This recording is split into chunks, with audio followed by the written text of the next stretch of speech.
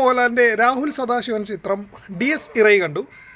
ഒരു ഗംഭീര തിയേറ്റർ അനുഭവം. മലയാളത്തിൽ ഇതുവരെ വന്നിട്ടുള്ള ഒരു വ്യത്യസ്തമായുള്ള ഹൊറർ ചിത്രം എന്ന് ഒറ്റ വാക്കിൽ ഈ ചിത്രത്തിനെ വിശേഷിപ്പിക്കാം.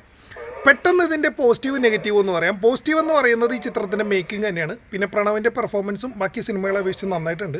BGM എസ്പെഷ്യലി അടിപൊളിയായിട്ടുണ്ട്. ഫസ്റ്റ് ഹാഫിൽ പ്രണവ് ഡ്രംസ് വായിക്കുന്ന ഒരു സീനുണ്ട്. ആ സീനിൽ ആ ഡ്രംസിൻ്റെ മ്യൂസിക്കും BGM കൂടി ചേർന്നിട്ടൊരു സീനുണ്ട്. അത് മാത്രം മതി ആ BGMൻ്റെ ക്വാളിറ്റി അറിയാൻ.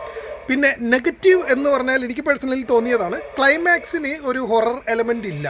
ഹൊറർ പടമായതുകൊണ്ട് തന്നെ ക്ലൈമാക്സിൽ നമ്മളൊരു ഹൊറർ പ്രതീക്ഷിക്കും, പക്ഷേ അങ്ങനെ ഒരു ഹൊറർ ഇല്ല. അപ്പോൾ ഭൂതകാലം എന്ന് പറയുന്ന പുള്ളിയുടെ ഇതിനു മുമ്പത്തെ സിനിമയിൽ ക്ലൈമാക്സിലായിരുന്നു ഹൊററെങ്കിൽ ഇതിൽ ക്ലൈമാക്സിൽ മാത്രമാണ് ഹൊറർ ഇല്ലാത്തത്. ബാക്കി എല്ലാ സീനും അത്യാവശ്യം നല്ല രീതിയിൽ പേടിപ്പിക്കും. പിന്നെ ഭൂതകാലത്തിൻ്റെ അടുത്ത ഭാഗം വരാൻ സാധ്യതയുണ്ട് എന്നുള്ളൊരു ഹിൻറ്റും ഈ ചിത്രത്തിലുണ്ട്. പടം കണ്ടുകഴിയുമ്പോൾ നിങ്ങൾക്ക് മനസ്സിലാവും. അപ്പോൾ ഒരു ഗംഭീര തിയേറ്റർ അനുഭവത്തിന് വേണ്ടി തീർച്ചയായിട്ടും ഈ സിനിമയ്ക്ക് ടിക്കറ്റ് എടുക്കാം. പിന്നെ ആദ്യ ദിനം ഏകദേശം 10 കോടിയോളം വേൾഡ് വൈഡ് കളക്ഷൻ വരുമെന്നാണ് ഇപ്പോഴത്തെ കണക്കുകൾ പറയുന്നത്. അങ്ങനെയാണെന്നുണ്ടെങ്കിൽ മലയാള സിനിമയിലെ ഹൊറർ സിനിമകളുടെ ചരിത്രത്തിൽ ഏറ്റവും വലിയ കളക്ഷൻ നേടുന്ന, ആദ്യ ദിന കളക്ഷൻ നേടുന്ന ചിത്രമായി ഈ ചിത്രം മാറും.